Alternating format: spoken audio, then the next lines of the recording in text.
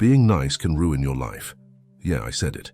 Not because kindness is bad, but because being too nice can quietly destroy your mental health, your goals, and your sense of self. What if everything you were taught about kindness is actually what's been holding you back? What if the thing you thought made you a good person is the reason you feel burned out, anxious, and weirdly resentful? See, ancient Stoic philosophers warned us, don't live for applause, live for purpose. But most of us were raised to believe that putting others first is always the right thing. Spoiler alert, it's not. In a world full of takers, being endlessly nice doesn't make you noble. It makes you a target. Modern science backs it up. People who constantly people-please show higher rates of stress, depression, and burnout. Why? Because when you ignore your own needs long enough, your body starts sending warning signs: fatigue, anxiety, that sudden urge to punch a wall during small talk. So let's talk about the dark side of being too good and how to stop being everyone's favorite doormat. But before we dive deeper into the fascinating journey, hit that like button and subscribe to the channel. You ever hold the door open for someone and they just walk through without saying thanks? Now imagine doing that for their entire life and still getting nothing back. That's what happens when you give too much. At first, people are grateful. They say, "Wow, you're so kind." But the second time, it's expected. The third time, it's your job now. Welcome to the curse of high expectations. Whether you admit it or not, deep down, you want that kindness returned. A text back, a little help when you're drowning, a "Hey, are you okay?" once in a while, but what you usually get? Silence, ghosted, or worse, more requests. And here's where it gets sneaky. You start wondering if you're the problem. Like maybe you're not giving enough. So you give more time, more energy, more money. You keep pouring from your emotional cup until you're running on fumes and still smiling. The Stoics warned us about this trap. Marcus Aurelius wrote, "Expecting others to act as you wish is the path to madness." Translation: stop keeping score. Give because it aligns with your values, not because you're hoping to get something back. Modern psychology agrees. Studies show that people who overgive often suffer from higher levels of anxiety and lower self-esteem. Why? Because you tie your worth to how others treat you, and when they don't treat you well, it wrecks you. So here's the hard truth. The more you give without limits, the more invisible you become. People don't see you as kind anymore. They see you as available. And availability without boundaries isn't kindness, it's self-abandonment, and that's just the beginning. If you always say yes, people stop asking if they even should. They just assume you'll take care of it, like a human vending machine for favors. Here's why. The human brain is lazy. It loves shortcuts. When it finds a pattern that works, like, "Ask Sarah, she always helps," it sticks to it. People don't think, "Is this fair?" They think, "This is easy." And just like that, you become a magnet for takers. Not bad people necessarily, just people who are really, really good at doing less because you keep doing more. The Stoics had a word for this: foolishness. Epictetus said, "Only the educated are free."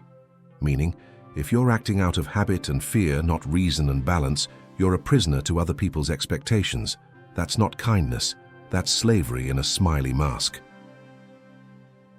Modern research agrees. People pleasers often fall into something called self-neglect loops. You say yes because you don't want to upset anyone, but the more you say yes, the more burned out you get. And the more burned out you get, the more likely you are to keep saying yes just to avoid guilt. It's a trap. Worse, takers can smell it. They may not admit it, but they know who won't say no. You've trained them. They don't see your generosity as strength. They see it as access. And access without boundaries is the fastest way to feel used, ignored, and quietly furious. So if you're tired of being a magnet for emotional freeloaders, stop being so predictable. Practice moderation. Channel your inner Marcus Aurelius and ask, is this in line with my values, or am I just afraid of saying no? Because kindness without limits doesn't just attract need, it attracts dependence and eventually resentment. You ever try chasing your dreams with someone clinging to your back, asking for help every 5 minutes? Spoiler, you don't get very far. That's what happens when you're too nice. You turn into everyone's emergency contact, therapist, part-time assistant, and your goals. They quietly die in the background. Being the helpful one feels noble, until you realize your own life is stuck in pause while everyone else keeps moving forward. And here's the sneaky part. It doesn't feel like self-betrayal. It feels like generosity, like you're being a good person, but the truth? You're giving away your time, energy, and potential like party favors, hoping someone claps for you at the end. They won't. The Stoics had a word for this too: misuse of self. Seneca said, "If a man knows not to which port he sails, no wind is favorable." Translation: if you don't know where you're going, you'll end up getting dragged wherever they are. Modern science calls this goal suppression. Studies show that people who constantly prioritize others' needs over their own are more likely to experience anxiety, lower motivation, and even memory problems. Why? Because your brain knows you're neglecting what actually matters. You can't pour from an empty cup, and you can't chase your dreams when you're busy carrying everyone else's baggage. Eventually, you look in the mirror and don't recognize the person staring back. You see burnout. You see regret. So ask yourself, are you helping or hiding? Are you giving because it aligns with your values, or because you're scared to focus? On you because your goals don't need applause, they need attention. You think being nice will make people love you, but sometimes it just makes them use you. The more you say yes, the more invisible you become. People don't see your kindness as strength. They see it as silence, as weakness, as permission to dump all their problems on you without ever asking if you're okay. Congratulations, you're now the emotional dump truck. They unload, you absorb, and they walk away feeling better, while you sit there drowning in secondhand stress. The Stoics would have called this a failure of boundaries. Marcus Aurelius wrote, "Waste no more time arguing what a good man should. Be one." And being one means protecting your time, your energy, and your mental space, because if you don't set limits, people won't offer them to you. They'll just keep taking. Modern psychology backs this up too. When you always give in, your brain wires itself to avoid conflict. You start shrinking yourself to keep the peace. And the people around you? They adapt. Fast. You become their safety. Net their go-to, their guilt-free backup plan. But here's the twist: when you finally say no, people get mad. Not because you're wrong, but because you broke their pattern. They relied on your silence. Now you're showing a spine. And nothing shakes a taker more than a giver who sets boundaries. Want real respect? Be kind but firm, be generous but guarded. Don't let your kindness become a disguise for fear. Stoicism isn't about shutting the world out. It's about standing strong in it, so stop carrying other people's emotional junk. You're not a landfill, you're a human being. Ever notice how the more you give, the more broken people seem to show up in your life? It's not a coincidence. It's physics, emotional physics. Energy attracts energy. And when your vibe says, "I'll fix you," guess who shows up? People who need fixing.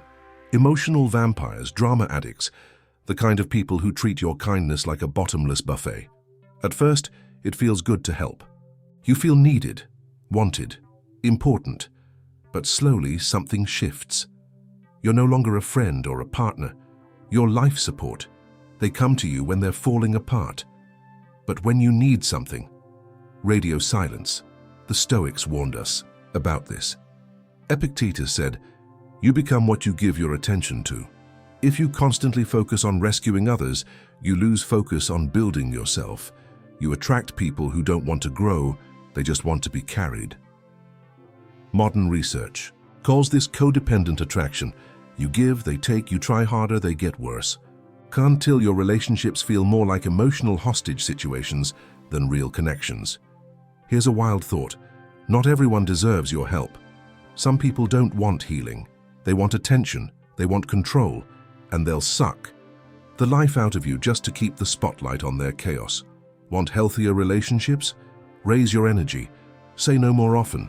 Focus on people who give as much as they take. Because you're not a rehab center. You're a whole person. And the right people will see that without needing a crisis to show up.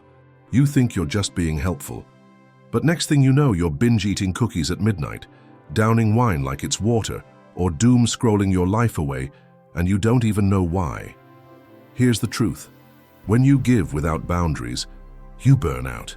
And when burnout hits, your brain starts screaming for comfort, any comfort. That's when the coping mechanisms sneak in.